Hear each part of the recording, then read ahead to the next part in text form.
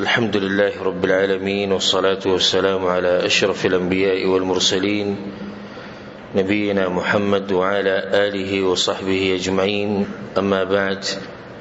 الرسول صلى الله عليه وسلم مبارك سيرت من بيانو الله سبحانه وتعالى بتوفيق سره. نن به إن شاء الله د جاهلیت په وخت کې اجتماعي حالات چې د دوی یو بل سره اوسېده څنګه وو، یو بل سره تعلقات څنګه وو، د ښځې خاوند، د پلار او د بچو، نورو خپلوانو، د خاندانونو او دغه شان اقتصادي حالات څنګه وو، یعنی دوی مال ګټلو طریقه سوا، او دریم باغو کې خصيفات او غبه بیانو، خخویونه او باغو کې او عادت پکې مو ناغه ان شاء الله الله سبحانه وتعالى په توفیق سره بیانو. اولنی مسله هغه ده چې د عربو اجتماعي حالات د رسول صلی الله علیه وسلم د بعثتنا یا د پیدایش نه مخکې هغه سو. تاسو دا ووري تاسو به حیران شئ چې څنګه الله سبحانه وتعالى دغه تیارو کې دا رڼا راولېږله او هغه د دین دی. ناشنا حالاتو د هغوی عربو کې چې دی نو طبقې وي او هر طبقه د بلې نه جدا ده، حالات جدا دي. طبقې داسې دي چې بعض اوچت خلک وو، د نسب او خاندان او د مال په لحاظ او د زور په لحاظ د هغوی حالات یو شان دي. بل طرف ته کمزوري خلک دي، د هغوی حالات بل شان دي. منځني خلک د هغوی حالات بل شان دي. بیا چې پکې کم غلامان دي، مرید یا وینځه ده، نو د هغوی حالات بل شان دي. او دې ټولو ته به اشاره کوو ان شاء الله. عربو د جاهلیت په زمانه کې خصوصا په حجاز کې، جزیرة العرب کې، د خپل کور والا سره تعلقات چې دی نو د بعضو خلکو داسې چې د ښځو له سم مقام ورکړی او سمې اوچتې کړې وې د ښځې. د هغوی دپاره به وینې به هم تویولې، د هغوی دپاره به تورې هم راوتې، او بعضو به پکې د هغه خلکو صفت کو چې کم سړی د خپلې ښځې خیال ډیر ساتي او غالب اوقاتو کې د هغې نه مشوره یلي، د هغې نه رایه یلي، تر دې چې دا کومه چې اوچته طبقه وه د دوی د زنانو کې دا طاقت ومو که وغواړي نو دوه قبیلې به یو ځای کولی شوې صلح دپاره، او که دوی غوښته نو دوی به اکثر اور پکې هم جوړ کړو، نو دوه قبیلې به ورانې کړې. دلیل به دې باندې چې د هغوی سره اختیارات هغه ډېر وو. د بعضو حالات داسې وو چې د هغو د زنانو سره اختیارات هغه ډېر وو. خو د دې هر څه باوجود سړی چې و نو دی به د خاندان مشر و. مشرتیا به یې داسې ښځې له نه ورکوله چې مطلق مشرتیا دې ښځو له ورکړي او بس هغو څه وایي، نه، مشر به سړی و، خو دې سړي به دې ښځې له بیا مقام ډېر اوچت ورکړی و او د هغه خبره به چلېده د سړي. دغه شان که ښځې به د چا سره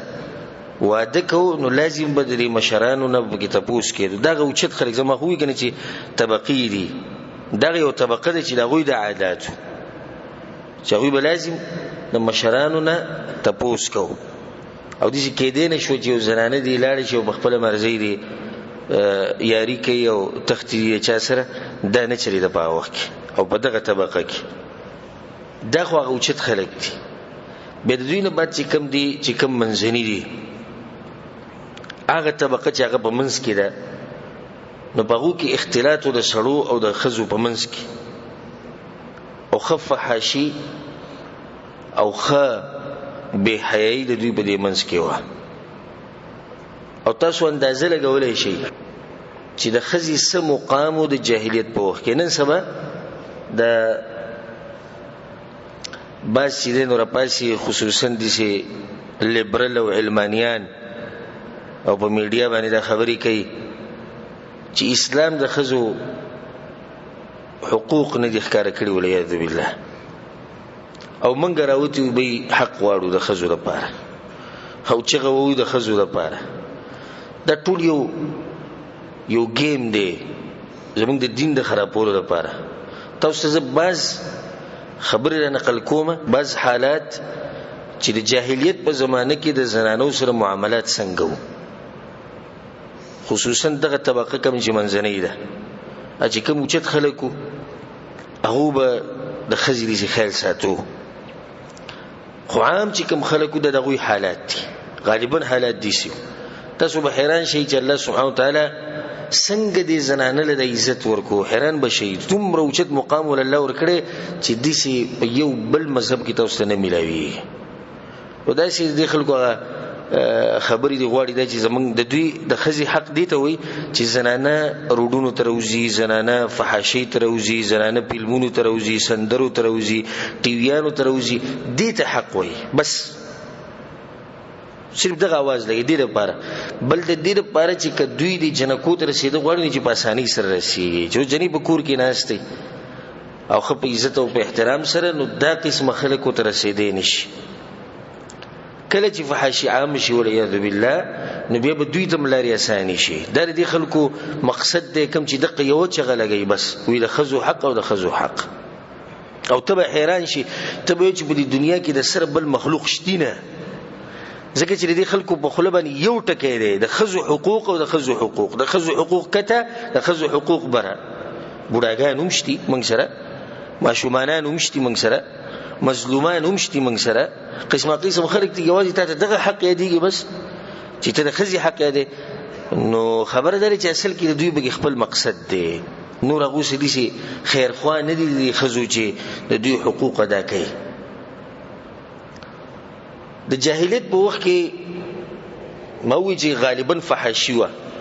او به حیاي و هغه چې کوم ودونه کول هغه په سلور قسمو امام ابو داود رحمه الله دا روایت راوړی د عائشه رضی الله عنها نه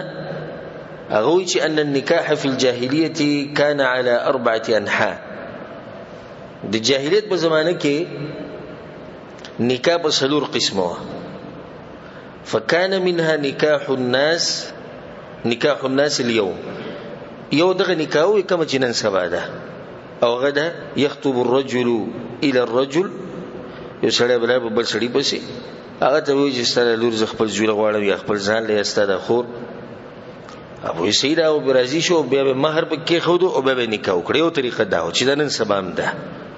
او شریعت دغه طریقه پرې خو ده شریعت هم دغه طریقه خوري چې الک یا د الک مشران لاړي شي جنې خواته او دغه د مشرانو سره خبره کوي لازم به کې د مشر نه اجازه غستې کی او دغه سره سره د جنې اجازه پکې لازم ده دا شریعت ګره حق ور کړي او د خبره لازم ان شاء الله د مشرانو اجازه سره د خزي د اجازه ده د دوه لازمي یوازې ګره په دې کار نه کیږي چې د مشرانو اجازه اکثر مشران دي چې خپل رشتې پالي په خور او لور باندې دا زموږ د کاکا زوی او د ماما زوی د دې سو د کته او د بره خپل رشتې په پالي دي ته ګوریم نه چې د دې جنې مستقبل وسي دا به څنګه حالت تیری دا خلک څنګه خلک دي خو خپل رشتې په ساته بس اسیم به د بیغمه دي نو اکثر خلک دي سي دي دوی ماغه دي چې صرف د جنې مرایته ګوره به جنې سوی نه مشران نه بګی ته پوس لازم دی کې دي چې جنې ودي سره غوړه کې چاغه بي دي نه کې دي چې یو دي سره غوړه کې چاغه مناسب نه د دوی سره د خاندان سره د معاشري سره نو لازم شریعت د دوه خبرې خولې دي چې لازم به د مشرانو اجازه تي او دویم به چا اجازه تي د دې جنې او د الک اجازه وي د دوی رضا ده لازم نو دا یو نکاح دویم نکاح دا و دې ته ویل کېدو نکاح الاستبضاع او دا ډیر ناشنا نکاح دا دي سوا وی کله چې یو خزه پاکه شو د حیز نه نو دې سړی بوته وی تلاړه شه په پلاني بسې پلاني بچ ته څوک مشهور سړی بو شاعر بو او دسی په جنگونو کې به تکړه سړیو اسونه به زغلول یا بل سم مهارت به مالدار او بل سم نو دبه د خپل خزولې ګله باغ پسی او د بوسره کورواله نه کو نه هغه سړی پسی به ولې ګله د خزي به دغه سره وخت تیر کو بیا براله تر دې چې حمل واضح شي چې کله حمل واضح شو نو بس دا ماشوم د هغه سړی نه پیدا شو نو کې دي شي چې دغه نه پیدا شي نو دغه پشان وي ولعیاذ بالله دا دویم قسم نکاح او بغو کې او د فحاشۍ ته سوچ کوي او د بهایت چې خپل خزه به ولګل په خپل مرزي په پلاني او علاني پسې او لار شوی ته دغه سره وخت تیر کا چې هغه سره کورواله وکي او زنا ده تاسو زنا وکي او دغه نه بیا یو ماشوم پیدا شي دریم قسم نکاح داوا چې لس کسان برالو په یو خزه پسې او د لسو کسانو به د یوې خزه سره زنا وکړه نو کله چې به دغه حمل جوړ شو او بیا به د ماشوم پیدا شو نو یو څو ورځې بعد د ماشوم د پیدا کېدو نه یو څو ورځې بعد د ټول سړي به راوغوښتو او په چا کې به د طاقت نو چې هغه انکار کړو لازم برازي ځکه چې د خزه سره زنا کړی ده نو چې کله بال تلاړو هغه وته وي تاسو په دې چې تاسو ما سره سکړو او دغه د لاس ماشوم پیدا شوی او هو ابنک یا فلان او غستا زوی ما تخکاری پلانیه بس دا بدغه زوی چې دی جنیب په چا باندې لاس کې خو د خزي په چا باندې لاس کې خو هغه سړی به د ماشوم سو هغه به د ماشوم پلارو او په دې کې دا طاقت نو چې د دغه انکار وکي سلورم قسم نکاح داوا چې ډیر شي کسان به جمع شو ډیر شي د خلصو اب ډیر شي او په دې خزه به بلاړو وهن البغايا او دا زنانوي چې وليذ بالله رندیتوب وکاو او د دوی د کورونو په دروازو باندې با جنډې لګېدلې وي چې نه پته لري کې څوک راځي نو راځي بیا به دې حمل شو ماشوم به بخېټه شو کله چې به دا ماشوم پیدا شو نیو دي چې زنانه به راوسته چې هغه به ماهر وا او هغه به دا معلومول شو یا خپل تجربه به استعمالوله چې دا الک یا دا جنۍ یا دا ماشوم د په دې سړو کې چاته ترې ناغي بیا خبرو کړو دا د پلاني دی بس د دې ماشوم نسبت بیا فما قصړی ته کېدو او هغه به انکار نشو کوله فلما بعث الله محمد صلى الله عليه وسلم اشرنا وجه کله بیا الله سبحانه وتعالى رسول الله صلی الله علیه وسلم راولېګو هدم نکاح اهل الجاهلیه رسول الله صلی الله علیه وسلم د ټول نکاحګانی باطل کړي الا سوای دغه یو نکاح نه د کوم چې نن سبا ده وي اسلام نکاح معروفه ده زنانو حالو او تاسو چوکي چې دا څه حالو دا خو د خپې پیزاروم نه لس کسان دی راځي کورواله یو سره کوي او ډیر شتي راځي او سلويخ دی راځي او بیا به د ماشوم نسبت چې چاته وشو نو زنانه اسیو د لوبي شیزو چې لوبي پکوا ځکه د عربو به د جنکو سره نه لګیدا او چې کله به جنې پیدا شو نو بس بیا بر د حالت چې دغه به خراب شو سوچ به کو چې سو سروک ويجعلون لله البنات هلاك الله ته نسبت تسکو دلونو ولهم ما يشتهون او د دوی چې سخوخه غاله کانو اغه نسبت به ځان تکو الله په قران کې د خلکو تذکرہ کړی دا دغه مخکینه ایتونه کې الله سبحانه وتعالى وایي واذا بشر احدهم بالانثى الله کله چې دوی کې چاته زیره ور کړی چې وی لور دی شوی مبارک ظل وجهه مسودا وهو كظيم مخبه تکتور شو د حسین براډک يتوارى من القوم من سوء ما بشر به الله وی به قوم نه پټېدو شکر الله دغه زیره رانه کی سبحان الله ته چې بالکل زموږ د معاشري خبره کی دا عادت الحمدلله د عربونو ختم شوی دی کچرته یې ډېر لګ بپاتې نور غالبا عربو کې د عادت نشته. سبحان الله سبحانه وتعالى لونه د عربو لډيري ور کوي، دوی اکثر لونه خصم خوشاله برکتی ژوندې. او زمونږه اته ځامن به نه هم بلوروش بیا بس سوکونه یاره جنې پیدا شو. تبه چې د رزق ول دی ور کوي یا الله ویلي چې چا ځامن ډیر اغلب د جنت ور کومه. د دې خبره مبارک ډیر حدیثونه راغلي دي چې جنې چې د برکت دی. په دې باندې ما یو بیانوم کړی الحمدلله خ تفصیلی لونه د کور برکت او د الله نعمت. ولته ما تفصیلا دا خبره ذکر کړی ده. او پیغمبران چې د جنکو پلارانو د پیغمبرانو غالبا لونه به ځامن نو او کوو لکه زموږ پیغمبر سم ته وګورم ځامن په وډکوالي کې چې مړ دي. دا دغه معاملې د زنانو سره عبد الله ابن عباس رضی الله عنه وی کان الرجل اذا مات ابوه د یو سړي پلار چې مړ شو او یا به رور مړ شو نو بس دا خزه چې کوم پاتې شو د پلار نه یا د رور نه دا اوس د دې سړي سره سامان دی د خپل مرزي د کده ځان سره ساتي او قبل چاله ورکی یاد به مړ شي په دغه ځکه او دې به د دین هغه مال واخلي کم چې دې سره دی. د پلار خزه به کینولو او د پلار د خزه سره به نکاح کوله هغه سره به واده کو که خو خې نو بس کینولې به چې مړ شي چې مال ته ماته پاتې شي. او نن سبا دا عادت په پښتنو کې شته. سیده چې د پلار خزه د حسینی شویل چې جلته مسلمانان دي الحمدلله خو ضرور خزه ناغه به عدتم تیر کی بیا من به دغه کور کې ناشته خکه څوک غوښتول راځي نه بچا پسې بزي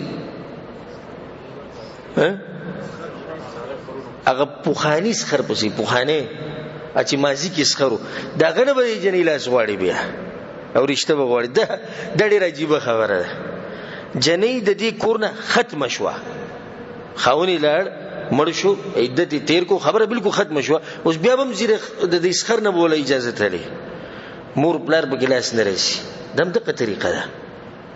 او یا بناستي په کور کې دغه دوی سره وي خپل مرزي لکه چې د بل لکته واده کړی یو خدای قبل ته بزور واده نه کړی یو په دغه کور کې بناستي که هر څه کېدو سویل نشي د کور خزره د جاهلیت مسله ده چې کله خاون مړ شي او خزي عدت تیر کو د مور پلار د غوی ده اجازه چې سو غواړي د سو غواړي د واده لپاره د دې په مور پلار پسې بورزي په دغه سړي پسې بنورزي چې کم د دې مخ کې سخرو او د خپل مرزي کدا غواړي چې مثال کې د کور کې دغه خاوني سره وزلته وشيګم زما بچی دي ما سره او زموږ د کور د هیڅ خبر نه کدا وې چې د پلار کړو وشيګم هم د خپل مرزي او دغه په کې هیڅ حق نشته. دا باز راشي وې خزه مړه ده او سره دي پاتې شي او سخر غریب لولوي سنه ور کوي دا سره چې کوم د خزینه پاتې شي او د خزینه په مہر کې ورکی دا ګوره محض د دې خزې دي داخله کوي وې سره ول خیر د ډیر ورکه بیا سیم د کور ته راځي بیا سیم د کور ته راځي بده کې چل چې بیا هم زمونږ دي نه د بیا د خاون رسی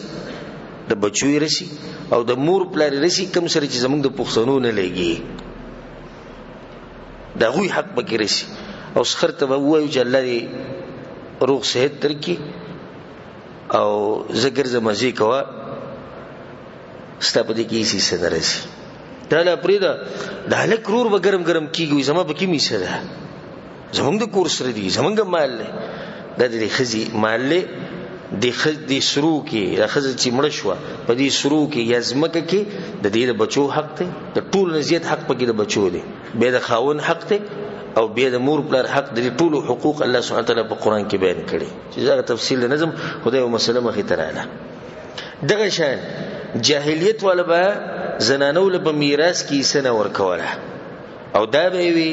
لا يرثنا الا من يحمل السيف میراث به هغه سو کړي چې توره چلی توره او توره خو سړی چلی نو خزله به میراث کې څه نور کوله او ډیر د افسوس سره دام زموږ د معاشري حال دی. جاهلیت د معاشرو حال خپل سره ګوري کنه دا بس دې شکین چې کله زوم چې په خابه دا کې استغفر الله استغفر الله ته ګورو د ظالمان او ځان ته نه ګوري اکثر په دې کې د مرزي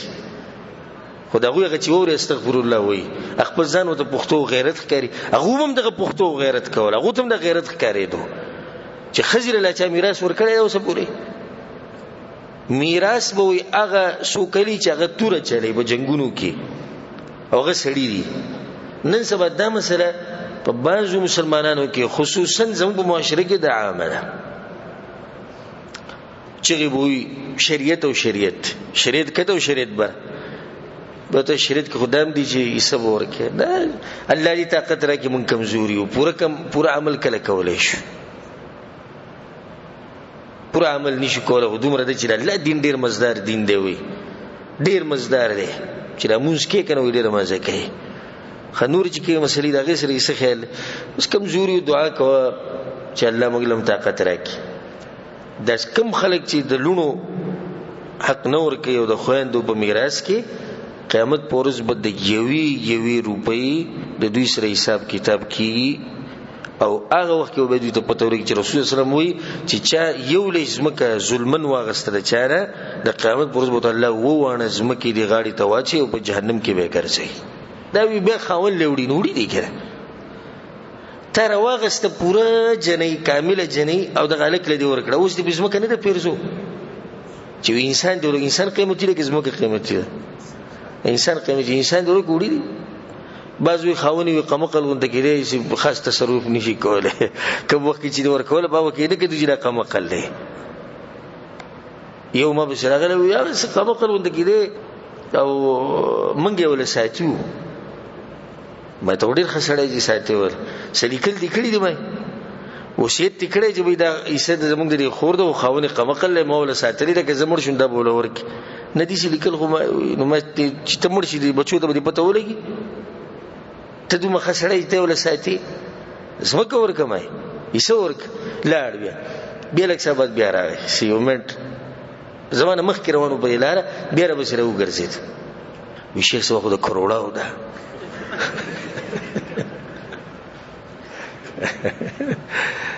ما دې سو و صحیح خبره دراله اول دې غریب دې قمقل جوړ کو او کله ویلې ونه دا کله بیمار اوس و دې کروڑاو ده د کروڑاو نه مې د ایربونو کیربونو ډالر کده زمکه د ورکه د قیامت پرز بنه الله ته پوس کوي او کته الله له جواب ورکول شي او ستور طریقه د سره نه بیا صحیح ده د اخري خبره ډیره خو دې خو وکړو کدي سی وکم اخره کوته ما نور تنګول مکو دغه خبره وا کورکه وریکا کنه ورکه مور کو پارش باندې یو رب دې د قیامت پرز به سره په سره کی خبره ختم شوزه اوس موږ سره پیټی کې کدي سی وشو کدي سره سړي کې لار ملاوي شي نو هغه هم دا چل کو چې ایسوي په میراث کې دا نه ورکول جن کوله الکانو کې چې کم نږدې وغوله به ورکوله لکه مثال کې پلار نیکه کدوی بنو مثال کرور تر ماما دوی ته به یې سملاوي ده او دا کم کس چې مړ شوی دی د دې بیا بچي ابد د کفالت کیو چې د میراث ورکړی شوی د پورا ابو له بچي به ساتل دغه شند جاهلیت په وخت کې دا مسله مو چې کله به یو سړی مړ شو او داغه به خزوا یعنی یو سړی مړ شو خزتی پاتې شو او بچی شتي خو د خزینه نه نه بل خزه هم ده یا خزه شتي او یا مړه نو په دوی کې چې کم مشر زوی دی دا زنانه چې کوم د پلار نه پاتې شوی دا به داغه په میراث کې رسیدا نو داغه خپل مرزي ده که خوخه شو د واده د پاره نو کپڑے به گزار کړه بس وې د الک خوخه شو دی به واده کی اولیاء بالله د پلار د خځې سره به واده کو او که خوخه نه شو نو بس هغه له اجازه ورکو که ته چا سره واده کین نو کوا دغه شند جاهلیت بوخ کې دا مسله و چې جنکی به خولې او د سره دا په انسانانو کې نشمارلې او طریقه د خولو دا وا چې بعضو سیرتونو کې راغلي دي او بعضو په خپل د جاهلیت په زمانه کې کوم خلک پاتې شي او په خپل د طریقه بیان کړي چې موږ به دا چل کوو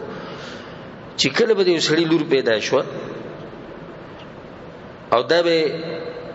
پرې خودا یعنی نه به وجله نو هغه ته د وړي کمیس واغوستو او هغه له به بيزي ګډي ورکړ دا به ولا ساتري یو طریقه دا جن کو سره کني وجني نو بیا به سره دا کار کوي او کوجني نو پرې به خو د تر دې چې شپږو کال عمر ته ورسي چې کله به د شپږو کال شو نو مور ته به ولوي دا تیار کا او خسته کې چې بوزه مې د مور خپلوانو له نو دا شپه هغه روانه کړه او د بوته د مخ کې نه کنده کنستي و په صحرا کې چې کله به د ماشوم هغه ته بوتله وته کته وګور دي کې سړي چای وته وګورو د بوله شانه د کور کړای ته گزار کړه به خاوري واړولې او د شن ژوندۍ ماشوم به خخا کړه بل طریقه دا و چې کله به زنانه په خېټه باندې حمل او بچي به پیدا کېدو نو د زنانه به بوتل دی کندې خواته چې کله به ماشوم پیدا شو کله الکی نو بس به راوړل ځان سره او کله جنین هم دغه کندې ته به گزار کړه او به بل پاسه خاوري راوړولې او دغه وجه دا و دوی چې د جنکی خولي دغه یو وجه دا و چې د دې د لاسه چې سباله په جنگ کې د زمنګ نسب په قیدیانو کې بونځي او موږ په شرمېږو ځکه دا جنگونه ډیرو نه دغه د لاسه به دا جنکی نه وي خوخه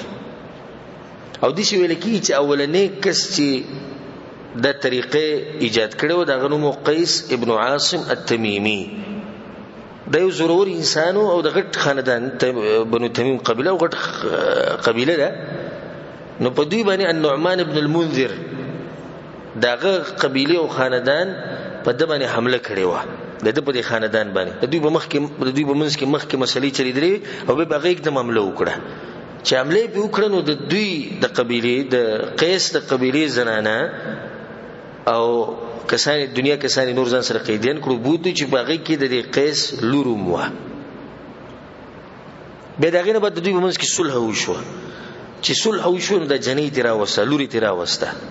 او د لوري چا بوله د نعمان ابن المنذر ځان د پاره بوله به را وسته چې را وسه صلح وشو نو خپل لور ته وي چې سیره د ناغي هم اقل خو خو د چا سره چیوا کوم خاندان چې د پلار په خاندان باندې حمله کړو وما غاله کې خوخه وې زبالته ما ناغه قسم وغړو چې دنن بعد چې کلم زما لور کیږي زبې ژوندۍ خخو ما او د سی ویل کیږي چې د قیس په خپل سوارلس لونه خخې کړي د خبره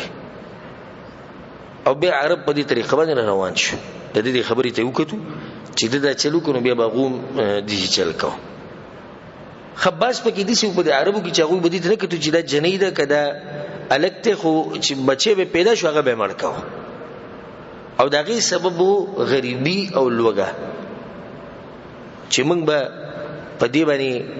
یا په د باندې خرچه به څنګه کوو او دین الله سبحانه وتعالى من کړی دا ولا تقتلوا اولادکم من املاق نحن نرزقكم واياهم موږ تاسو لم رزق درکو الله وي دوی لم رزق ورکو او دا بچي بالکل بندول یا دوا بچی راوړه د ماډرن خلک دوه بچی راوړي دم د بچو وجل دي دم د بچو وجل ویل کیږي او د خلکوم ذمہوار دي او دویم د خبره کې وی رزق جی رزق ته چې دی د مور د خېټه نه چې د انجینیر راوته او ډاکټر راوته په خپلم غریب سړیو مزدوري وکړه ځان لچ ته دوه ټیم ډوډۍ پیدا کینې ته چا ساتلې د قسم الله سبحانه وتعالى ساده بچی ساتي او چې بچي کله راشي دنیا ته دغه سره د رزق راځي دغه غم کو ته صرف اسباب لټاوا رزق ورکون کې الله سبحانه وتعالى نو په عربو کې د عادتو خپ دوی کې باز خلک دي شو لکه هر معاشره کې خو بد خلک باز کسان دي چې هغه به د کوشش کوي د خپل مال به خرچ کوي د لپاره چې د جنکی د دین بچ کو چې سوکي خخې نه کی پغو کې یو کس دغه نو مصعصعه ابن ناجیه التمیمی دا صعصعه خمالدار سره او دیبا چې کله به خبر شو چې پلاني کور کې ماشوم شوی نه دی بلتلا چې وبرغه اتپوس وو کو به صدقه به جنیره نو دبو ته دي شوی وې زبدله یو اوخ درکم او دو بلار به اوخې د لسو میاشتو هغه بدل زدر کوم او د جنې مال راکې د جنې به تیوړ به د ساتله لوی به کړه به واده کړ او د اسلام راتلو پورې په سیرت کې راځي چې د صد پاسه 400 جنکې لوی کړي وي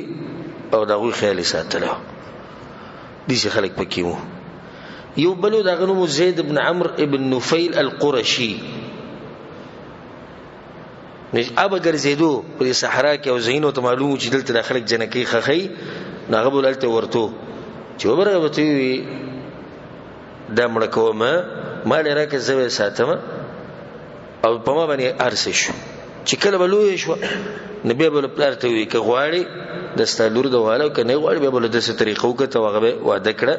د یو چت انسانو نو بس خلک به کې دي سیمو چې دغه د طریقه وا